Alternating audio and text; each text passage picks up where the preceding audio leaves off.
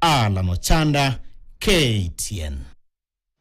Shukrani sana Alan Ochanda kwa taarifa hiyo. Ikiwa imesalia takriban miezi miwili kabla ya uchaguzi mkuu wa 2027, wanasiasa wanaendelea kubadilisha msimamo, wakihasa jiunga na miungano mipya na kujitengenezea hasa njia ya kisiasa inayohasa wapa mwamko mpya kuelekea uchaguzi wa mwaka 2027. Awan Kamariki anavalia njuga swala hili.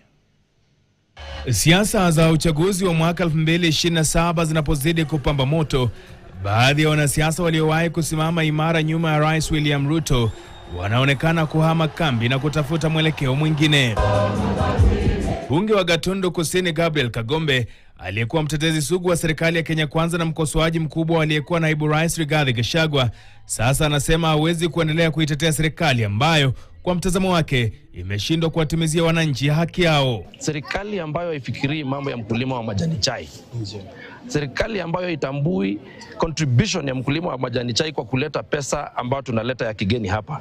Na inaona bado inaenda kusukuma wakulima tena. Hiyo serikali ambayo inalipisha 0.8% ni lazima iende. Huko Lamu, mwakilishi wa wanawake Muthoni Marubu pia amejiondoa UDA, lakini malalamiko yake yana mwelekeo zaidi wa kisiasa. Marubu amemshutumu gavana wa Lamu na naibu kiongozi wa UDA Issa Timami kwa kile anachokitaja kuwa hujuma za kisiasa na ubaguzi wa kikabila.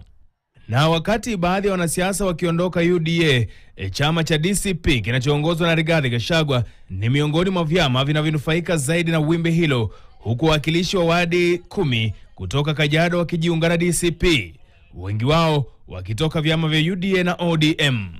Hatua ambayo Gachagua anasema inadhihirisha kuwa chama chake kinazidi kupata uungwaji mkono kutoka mashinani.